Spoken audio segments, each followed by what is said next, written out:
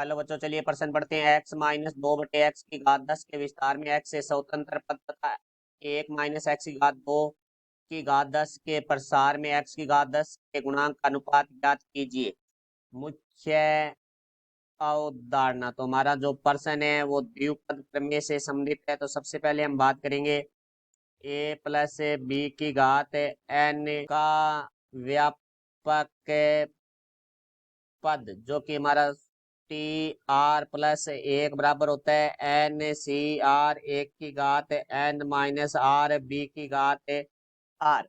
तो देखो, अब हमारे प्रश्न के बारे में बात करते हैं। तो प्रश्न में हमारे पास पहला एक्स माइनस 2/x की घात 10। तो देखो, इसके हम a प्लस बी की घात n से तुलना करते हैं। तो n बराबर हमें प्राप्त होगा 10, a बराबर हमें प्राप्त होगा x और b बराबर हमें प्राप्त होगा -2/x।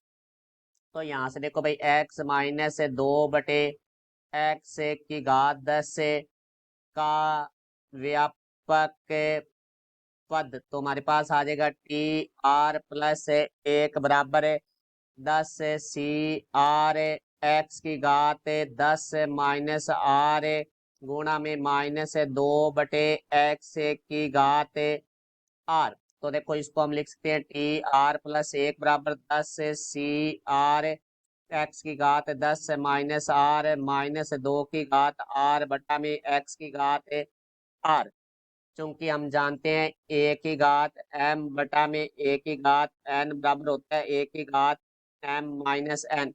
तो यहाँ से देखो भाई, हमारे पास आ जाएगा 10 सी आर एक्स की घात 10 माइनस आर बटा में एक्स की घात आर है। तो यहाँ आ जाएगा माइनस आर -2 की घात आर। तो यहाँ से देखो भाई, टी आर प्लस एक बराबर आ चुका है हमारे पास 10 सी आर एक्स की घात 10 -2 आर -2 की घात आर। परसेंट में हमें कहा गया है कि एक्स से स्वतंत्र पद अर्थात हमारी शून्य होनी चाहिए। तो एक्स की घात शून्य है, तो ये एक्स की घात 10 -2 आर है, वो बराबर होगा एक्स की घात शून्य। तो यहाँ से लिखेंगे हम एक्स की घात 10 -2 आर बराबर है एक्स की घात शून्य। तभी तो ये हमारा पद है वो एक्स से स्वतंत्र होगा। तो यहाँ से देखो, आधार समान है, घात संख्याएं बराबर है, तो घातें भी हमारी बराबर होगी। तो 10 से -2 आर बराबर आ जाएगा शून्य, माइनस का 2 आर बराबर से दूसरी तरफ जाके प्लस का हो जाएगा 10 बराबर हमारे पास आ जाएगा 2 आर।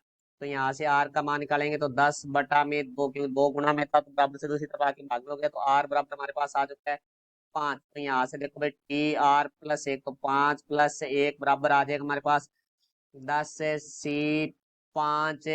फिर हमारे पास है ये एक्स की घात है 10 -2 गुणा 5 फिर -2 की घात 5। तो यहाँ से टी 5 प्लस एक बराबर आ जाएगा 10 सी 5 गुणा में देखो -2 की घात 5 है, तो वो होगा हमारा -32 एक्स की घात 0।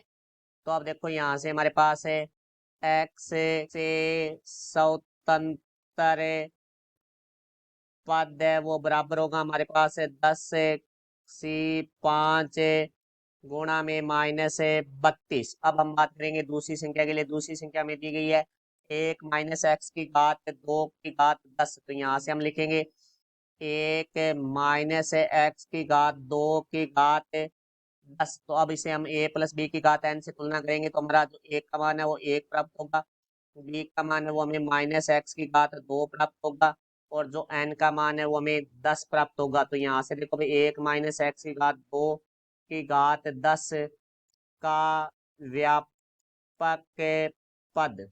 तो देखो, वो हमारा टी आर प्लस एक बराबर 10 सी आर ए की घात 10 आर गुणा में -x की घात 2 की घात आर।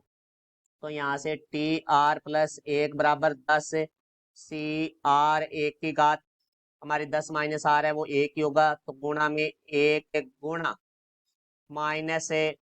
-एक्स की घात 2 की घात आर है, तो इसको लिख सकते हैं -1 की घात आर गुणा एक्स की घात 2 को आर से गुणा करेंगे तो 2 आर। तो देखो, अब हमारे प्रश्न में पूछा गया है एक्स के 10 का गुणांक। तो यहाँ हमारे एक्स की घात 2 आर है, इसकी जगह हमारे पास एक्स की घात 10 चाहिए, तो हम लिखेंगे एक्स की घात 2 आर बराबर है एक्स की घात 10। क्योंकि आधार समान है, संख्याएं बराबर है, तो घातें भी बराबर होगी। तो 2 आर बराबर है 10।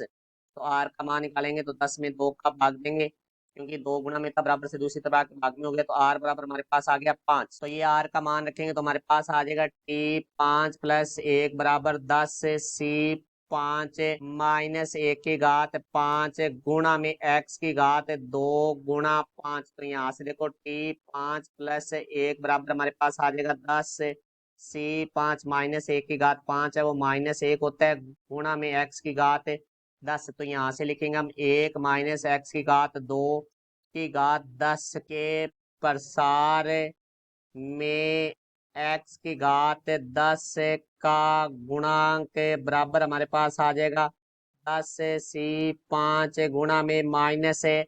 तो देखो हमारे प्रश्न में तो इनके गुणांकों का अनुपात पूछा गया है, तो हम लिखेंगे x -2/x की घात 10 के प्रसार में x से स्वतंत्र पद बटा में हमारे पास आ जाएगा 1 माइनस x की घात 2 की घात 10 के प्रसार में x की घात 10 का गुणांक बराबर हमारे पास आ जाएगा, देखो भी 10 सी 5 गुणा -32 बटा में 10 सी 5 गुणा में -1, तो 10 सी 5 से हमारा 10 सी 5 कट जाएगा, माइनस से माइनस कट जाएगा, तो ये तो अनुपात आएगा वो आएगा हमारा 32/1। तो इसको हम लिख सकते हैं 32:1। तो ये हमारे प्रश्न का उत्तर हुआ। मैं आशा करता हूँ समझ आया होगा। धन्यवाद।